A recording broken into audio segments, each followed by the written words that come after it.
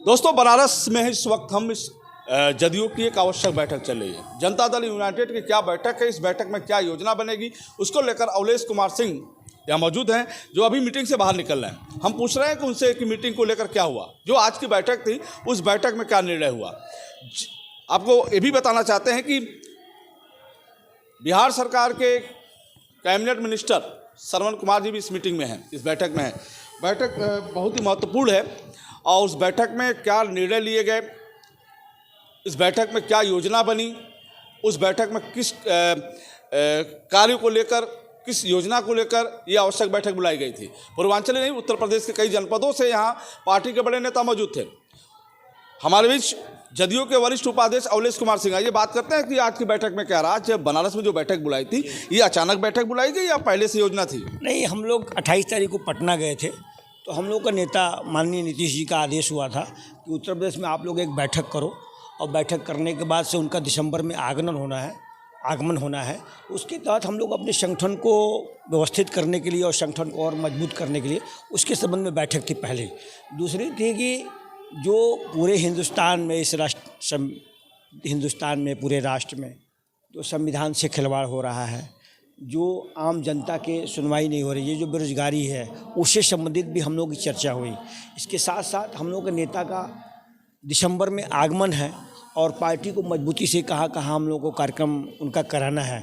दिसंबर से जनवरी से हम लोग का लगातार कार्यक्रम होगा, आदरणीय नेता हम लोग को नीतीश जी का उत्तर प्रदेश में, तो उसके संबंध में बैठक थी हम लोग। अच्छा, देश के 5 राज्यों में जो चुनाव हो रहे हैं, क्या वो चुनाव संपन्न होने के बाद जदयू का निशाना उत्तर प्रदेश में होगा? बिल्कुल। अभी हमारे नेता का पूरे बिहार में सुझाव चल रहा है, जहां बिहार में बहुत अच्छी स्थिति हो गई। आपने देखा अभी 94 लाख परिवार जिसके पास ज़मीन नहीं है, जिसके पास मकान नहीं है, सरकार ने, जेडीयू परिवार ने और इंडिया गठबंधन के तहत हमारे नेता जो नीतीश जी हैं, जिन्होंने पूरा इंडिया गठबंधन को मजबूती से काम किया है, 94 लाख गरीब परिवारों को जिसके पास मकान नहीं है और ज़मीन नहीं है, 2-2 लाख देने के लिए घोषणा किया है और पास किया। एक बात।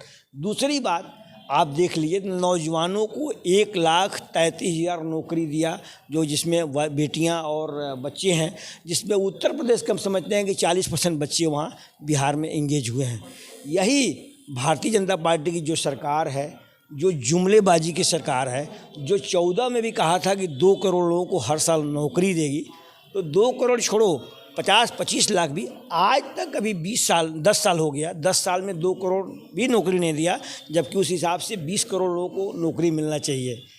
एक बात। दूसरी बात, आप देख लीजिए, सबके खाते में 15 लाख रुपये आने वाले थे, वो भी उसी तरह से जो नौजवान भाई आर्मी की सेवा करते थे, अग्निवीर योजना लगा दिया। तो इसके तहत हम लोग की पार्टी, जो भी हम लोग साथ नौजवान, बेरोजगार, किसान भाई, मजदूर, किसानों की आय दोगुनी की चर्चा थी, वो भी नहीं हुआ। तो इसके तहत हिंदुस्तान की जनता बहुत जागरूक हो गई है और हम लोगों का बैठक हुआ है, और ये सारे मुद्दों को लेकर के हम लोग अपना पूरे उत्तर प्रदेश में कार्यक्रम को बढ़ावा देने का काम करेंगे। और अगले महीने दिसंबर में 3 दिसंबर के बाद से हमारे नेता का पूरे उत्तर प्रदेश में दौरा होगा। इसके साथ साथ हिंदुस्तान में और इंडिया गठबंधन जहाँ जहाँ चाहेगा वहाँ उनका दौरा होगा, ताकि 2024 में इंडिया गठबंधन की सरकार बने और एक जनता की, एक गरीबों की, एक बेरोजगारों की सरकार वो होगी। अच्छा, ये नेताजी, आज की बैठक में कौन कौन लोग थे यहाँ पे? हमारे उत्तर प्रदेश के प्रभारी माननीय श्रवण कुमार जी थे, और मुख्य अतिथि थे विशिष्ट अतिथि रविंद्र प्रसाद सिंह थे, प्रदेश के संयोजक सत्येंद्र पटेल जी थे, मैं था, और पूरी मेरी प्रदेश की टीम, उत्तर संगठन की पूरी टीम। MLC भी आए थे? हाँ, MLC रविंद्र प्रसाद जी MLC हैं, और तमाम जो है दूसरे दल के भी पदाधिकारी जो हम लोगों के दल में जुटना चाहते हैं, और भूत वर्तमान पदाधिकारी भी काफ़ी मात्रा में आए थे। चूँकि यह कार्यक्रम वाराणसी में भोले शंकर की नगरी से हुआ था, तो लोगों ने आज एक बहुत अच्छा मौके पर सभी लोग आए हैं, और दीपावली और 5 दिवसीय त्यौहार ख़त्म होने के बाद आज ये कार्यक्रम संपन्न हुआ है। तो बहुत उचित मुहूर्त और समय में यह कार्यक्रम हुआ है, और उत्तर प्रदेश में भी, बिहार तो परिवर्तन एकदम दिख रहा है, उसके साथ उत्तर प्रदेश में भी बिगुल बच चुका है, और अब केंद्र में 2024 में इंडिया गवर्नमेंट की, इंडिया गठबंधन की सरकार बनने जा रही है। ये नेताजी ये कह रहे थे कि पटना के बाद ये पहली बैठक थी उत्तर प्रदेश में, कि और भी बैठक? पटना के बाद ये पहली बैठक है, क्योंकि उसके बाद त्यौहार थे और टाइम दिया गया लोगों को, ये पहली बैठक। और भी बैठक होनी है क्या उसमें? और क्या, अब लगातार बैठक होगी और लगातार कार्यक्रम होगा। अभी इस महीने में भी 2 बैठक होगी और हम लोग कार्यक्रम पूरे उत्तर प्रदेश में हर जनपद में कार्यक्रम करेंगे। और आदरणीय नेता हम लोग के उम्मीद है कि इस महीने के लास्ट में भी लखनऊ आ सकते हैं, लेकिन 3 दिसंबर के बाद तो उनका धुआंधार कार्यक्रम चलेगा। जितना वो बोलें, जितना कार्यक्रम लेना हो आप लोग लो।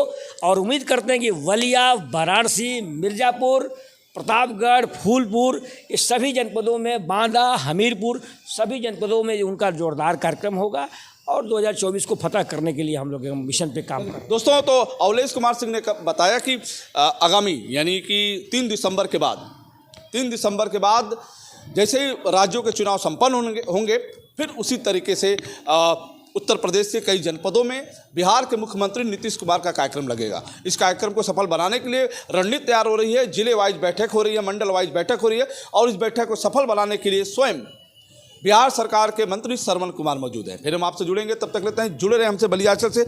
मैं रोशन जायसवाल, नमस्कार।